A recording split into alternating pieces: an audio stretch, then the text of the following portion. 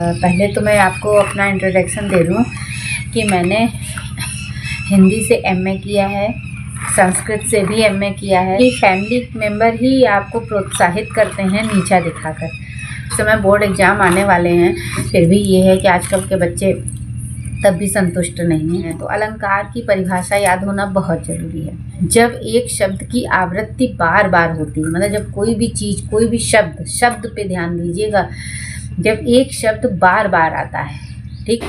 Welcome back to my channel. आप देख रहे हैं अल्पिका श्रीवास्तव ब्लॉग। आशा करते हैं आप सभी लोग मस्त होंगे, खुश होंगे, और हम भी मस्त हैं और खुश हैं। और सर्दी का तो समझ रहे हैं, लग रहा है ये जाने वाली है, क्योंकि जिस हिसाब से धूप निकल रही है, मुझे तो ऐसे लग रहा है कि जैसे होली आने वाली है। होली के समय जैसे महसूस होता है वैसे ही। तो अब आपको बताएं कि प्रणय जान गए थे, ये लेटा हुआ था। इसको लगा कि मैं अब उठ के झाड़ू लगाने जा रही हूँ, ये हमसे पहले उठ गया है, झाड़ू लेकर खड़ा हो गया है। और आपको बताएं कि बच्चों को जब आप कोई चीज़ सिखाते हैं तो बच्चे उसकी नकल करते हैं। और हमारे यहाँ टीवी सुबह ही खुल जाती है, 6 बजे टीवी खुल गई थी। 6 बजे नहीं, सॉरी गलत बोल गए, 7 बजे। तो हम फिर से आ गए हैं, हमारी चाय खोल गई। तो हमने कहा चलो भैया अब चाय अपनी छान लेते हैं, क्योंकि सुबह मॉर्निंग की चाय के बगैर सब सुना। अब आप सोच रहे होंगे झूठ बोल रही हैं, क्योंकि मॉर्निंग की चाय तो पी चुकी हैं। हाँ, बात सही है, क्योंकि सुचित्र गए थे स्कूल तो मैंने उन्हीं के समय बनाई थी अपनी और सुचित्र के लिए, तो वही। और अब आपने देखा है ट्रे में हमारे चाकू रखा है, तो आप सोच रहे होंगे किसका कत्ल करने वाली हैं सुबह सुबह। और ये लहसुन, चाय के साथ लहसुन कौन खाता है? तो भैया आपको बता दें, चाय के साथ लहसुन नहीं खाने वाले हैं हम। यहाँ पर हम सब्जी की तैयारी कर रहे हैं, तो वही लहसुन लाए हैं छीलने के लिए। और प्रणय को आपने देखा कि जैसे हम झाड़ू लगाते हैं, पावदान को झाड़ के और ये सब करके, सेम वैसे ही लगाने की कोशिश करता है। और हम दीवार झाड़ते हैं, सब झाड़ के लगाते हैं, तो वैसे ही करने की कोशिश कर रहा है। पर आपको बताएं, बच्चों को सिखाना तो बहुत अच्छी बात है, पर वो बच्चे जानते हैं, वो सब कुछ आपके ऊपर ट्राई करते हैं। सीखते हैं तो सीखते ही हैं। और हम आपको बताएं, अभी आप बैठे हैं चाय पीने के लिए फ्री होकर के, तो हमने कहा चलो भैया तुम झाड़ू लगा लो, तब तक के लिए हम लहसुन छील लेते हैं, क्योंकि आज हम बनाएंगे सोया मेथी। सोया मेथी तो उसमें जब तक लहसुन अगर नहीं पड़ता है अच्छे से, तब तक उसका स्वाद खिल के नहीं आता है। तो अब हम यहाँ पर जो है छील के ले आए हैं।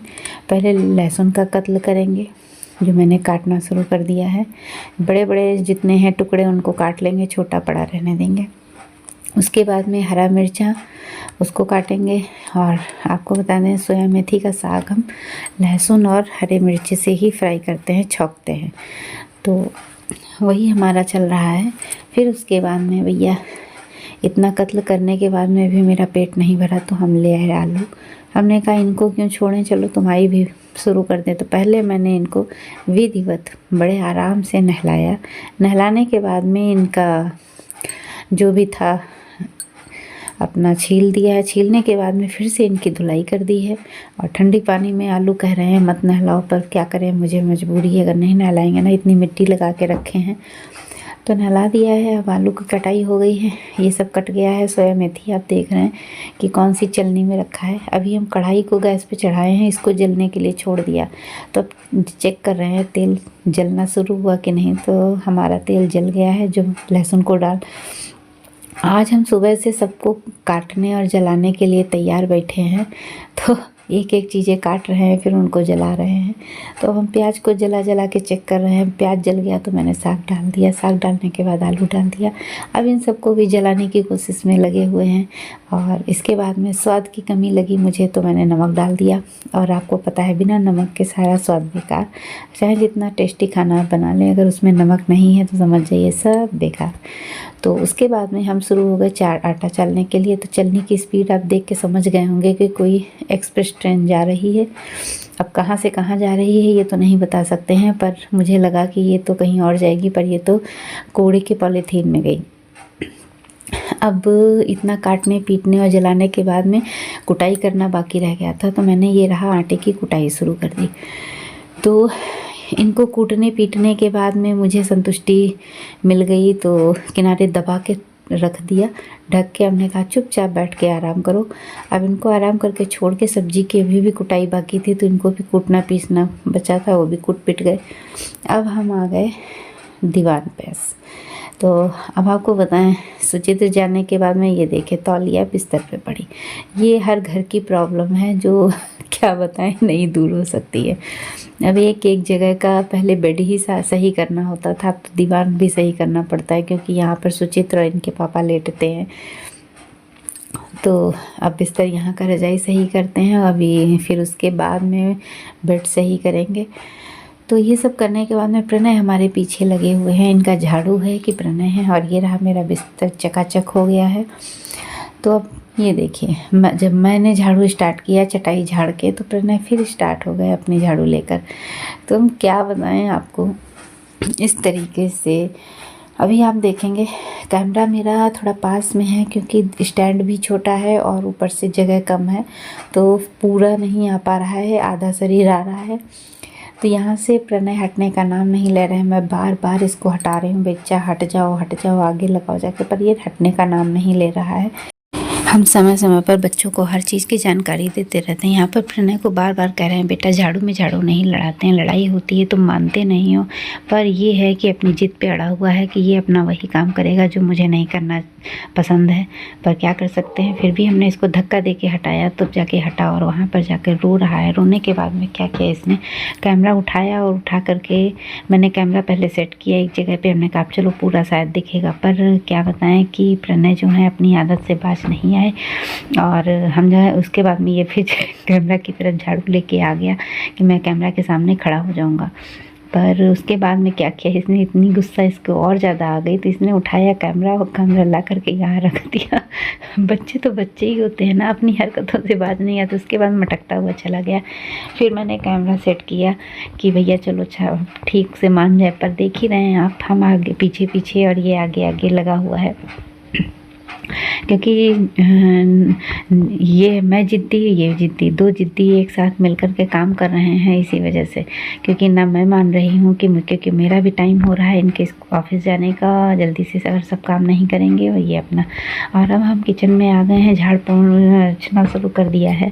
तो आप देखते ही हैं कि ये सब चीज़ें किचन में जो दूसरा झाड़ू लगता है, यही एक ऐसे झाड़ू होता है जिसमें पूरी तरीके से सफाई होती है, हर सामान हटा के। क्योंकि कहीं किसी के नीचे कुछ छिपा बैठा है, कहीं किसी के नीचे कुछ छिपा बैठा है, इसी वजह से। तो अब हम आ गए हैं, और ये आप पॉलीथीन देख रहे हैं। इस पॉलीथीन में मैंने जो है सब्जी के छिलके रखे हैं, क्योंकि ये हम बाद में फेंकने जाते हैं, कूड़ा अलग रखते हैं, क्योंकि सब्जी के छिलके हैं ये जानवर खा लेते हैं इसी वजह से। क्योंकि हमारी तरफ गाय और बकरियाँ बहुत हैं इसी वजह से। और अब ये पीछे पीछे देख रहे हैं, झाड़ू में झाड़ू लड़ाया जा रहा है। बराबर मना करने के बाद भी नहीं मान रहा है। उसके बाद में जिद कर लेता है कि मैं कूड़ा जो है मैं लेकर जाऊंगा। तो मैंने कहा ठीक है तुम ही लेके जाना।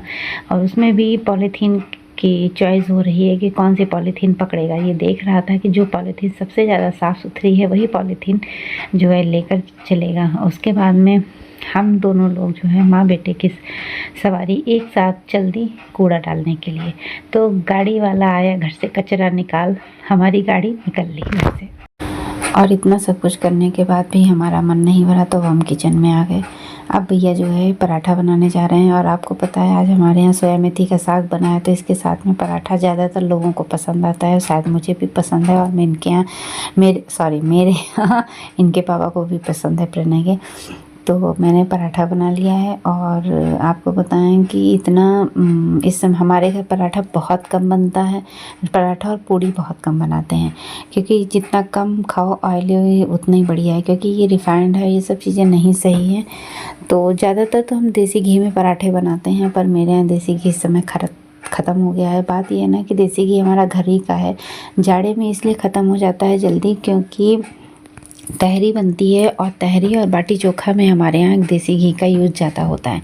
हम लोग बाटी चोखा में घी बिल्कुल डुबो के खाते हैं, जिसमें से मैं स्पेशली मुझे बहुत अच्छा लगता है देसी घी के साथ बाटी चोखा। तो इसी वजह से और बन भी नहीं पाया, तो थोड़ा ख़त्म था, इसी वजह से मैंने कहा चलो रिफाइंड में ही पराठे बना देते हैं। और ये मेरा पराठा बन गया है। पराठा रेडी है, जिसको देख कर के मुँह में पानी आ जाता है। सच बताएं, मुझे सोया मेथी साग की महक के साथ में पराठे की महक इतनी अच्छी लग रही थी कि क्या बताएं आपको। जैसे मैंने बनाया ये भी खाने के बाद में ऑफिस चले गए। ऑफिस जाके मैंने फटाक से निकाला, चाय बनाई 1 कप अपने लिए और पराठा और सब्ज़ी का नाश्ता किया। सच बताएं ना कि बहुत अच्छा लगता है। और जानते हैं आप, अगर कोई बना के दे दे गरम गरम, एक पराठा देता रहे, चाय दे दे और सोया मेथी का साग हो, क्या कह लें। राधे राधे। सारे काम निपटा कर अब चुप रहो, फिर हम थोड़ा सा बात कर लें। सारे काम निपटा कर और थोड़ी देर धूप लेने के बाद में अब हम ये 11 बज गया है। आज हमारे खाने में तो आपने देखा ही क्या बना है। और आपको बता दें, आप जानते हैं कि मैं अपने ब्लॉग में मोटिवेशनल ब्लॉग बनाती हूँ, जिसमें घरेलू नुस्खा है। मतलब जितनी मेरा कहने का मतलब ये है कि मेरे पास जितनी जानकारी है मैं वो सब अपने ब्लॉग में देना चाहती हूँ। तो अब आप सोच रहे होंगे भाई डेली का जो रूटीन है वो तो मैं दिखाती हूँ आपको कि मैं क्या करती हूँ, कैसे क्या है। तो कहते ना कि ब्लॉग का मतलब ही है कि आपके अंदर जो गुण हैं आप उनको पूरा निखार के बाहर दिखाना। आपको बता दें कि अब इस समय बोर्ड एग्ज़ाम स्टार्ट होने वाले हैं। तो मैं चाहती हूँ कि मेरे पास मतलब जितना नॉलेज है, मैं पहले तो मैं आपको अपना इंट्रोडक्शन दे दूँ कि मैंने हिंदी से एमए किया है, संस्कृत से भी एमए किया है। पर बात ये है ना कि संस्कृत और हिंदी का अब वो नहीं रह गया है इतना ज़्यादा, संस्कृत का नहीं रह गया, हिंदी तो चल ही रही है। तो उस समय हम लोग जब पढ़ते थे तब संस्कृत, और आपको बताया मैंने संस्कृत से एमए क्यों किया। कारण ये था कि फैमिली मेम्बर ही आपको प्रोत्साहित करते हैं नीचा दिखाकर। तो ये हुआ कि मुझे उन लोगों ने, कुछ लोगों ने जो है मेरे से कहा कि उनके यहाँ कोई फैमिली में था जिसने संस्कृत से एमए किया था। तो उन्होंने मुझसे पूछा कि क्या कर रही हो, तो मैंने बताया कि मैंने ये मतलब ये कर रहे हैं। तो कहा अरे नहीं, इतना टफ़ है, कहाँ कोई कर पाता है, हर कोई नहीं कर पाता है, मेरे यहाँ उसने किया है। बस ये बात मुझे चुभ गई। आपको बताएं, फिर मैंने संस्कृत से एमए उन्हीं को दिखाने के लिए मैंने किया कि हाँ मैं क्या है। पहले हम इनकी सेवा कर लें।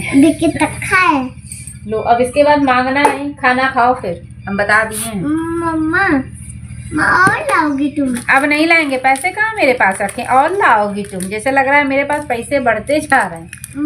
लाओगी? नहीं।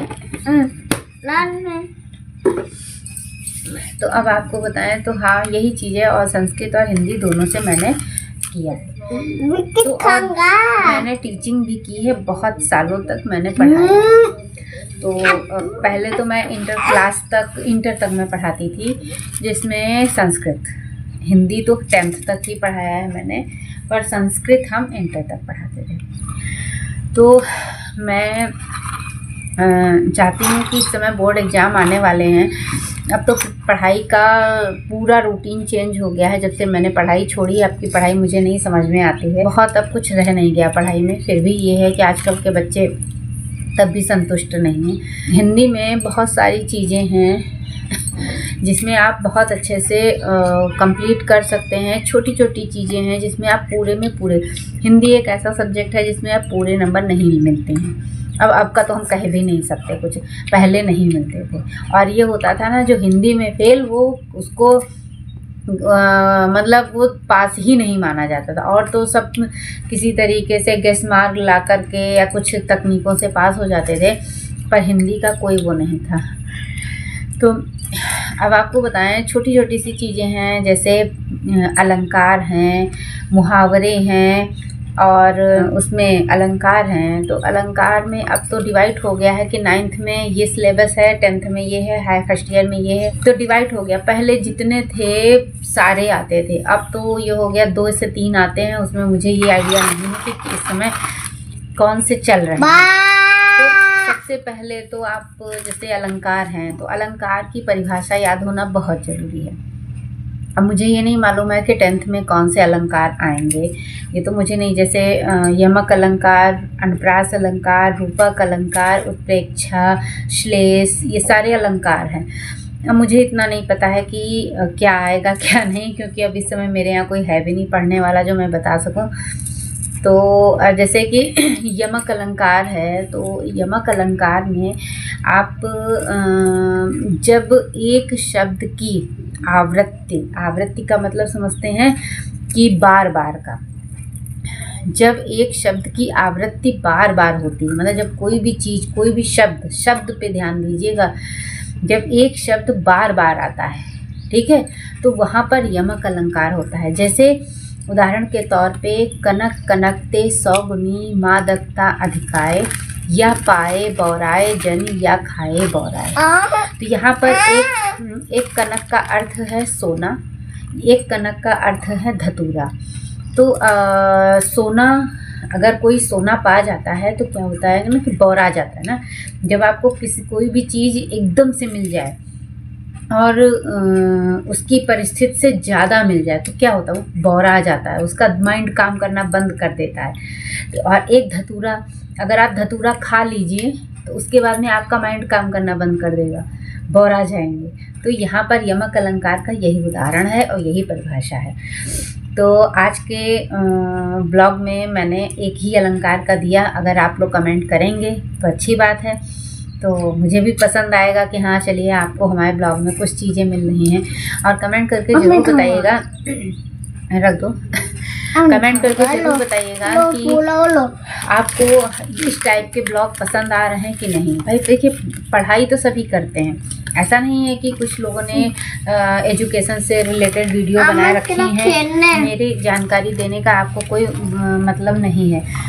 पर ये होता है ना कि कुछ लोग ब्लॉग देखते हैं, ब्लॉग देखना पसंद करते हैं, तो छोटी छोटी सी अगर मेरे अंदर वो चीज़ हुनर है तो मुझे लगता है कि वो आप तक पहुंचाना चाहिए। बस मेरा मकसद यही है और कुछ नहीं है। तो चलिए, अब आपको आज का ब्लॉग हम यहीं पे बंद कर रहे हैं। और अगर आपको मेरा ये आज का मतलब ये टॉपिक आपको पसंद आए तो प्लीज़ कमेंट करके ज़रूर बताइएगा, क्योंकि मैंने सोचा है फर्स्ट टाइम कुछ शुरू करते हैं, कुछ नया करते हैं, और एग्ज़ाम का टाइम चल रहा है। अगर डेली एक एक चीज़ की जानकारी हम आपको देते रहेंगे तो आपके लिए बेनिफिट हो रहेगा। और संस्कृत में, हिंदी में संस्कृत भी होती है, अगर आपको कुछ चीज़ों की जानकारी चाहिए तो आप कमेंट करके ज़रूर बताइएगा। और आप छोटी सी जानकारी देते हैं, संस्कृत परिचायिका हाई स्कूल में चलती है, जिसमें से कुछ नंबर आप खुद लेकर आते हैं। जैसे श्लोक, कोई श्लोक 2 लाइनों का याद कर लीजिए, वो आपका लिखते हैं, वो नंबर 2 नंबर फिक्स होते हैं। उसके बाद में कुछ हैं चीज़ें, अगर आपको नहीं समझ में आती हैं तो प्लीज़ कमेंट करके बताइएगा। तो जिनकी माएँ देख रही हैं, जिनकी बहनें देख रही हैं, जिनके भाई देख रहे हैं, वो अपने घर में बता सकते हैं कि हमारे ब्लॉग पे कुछ इस टाइप में भी जानकारी मिलती है, तो सजेस्ट कर सकते हैं, बता सकते हैं। तो चलिए, आज का ब्लॉग हम यहीं पे बंद करते हैं। और अगर आपको हमारे ब्लॉग पसंद आते हैं तो प्लीज़ वीडियो को लाइक करिएगा, चैनल को सब्सक्राइब करिएगा। मिलते हैं नेक्स्ट वीडियो में, तब तक के लिए राधे राधे।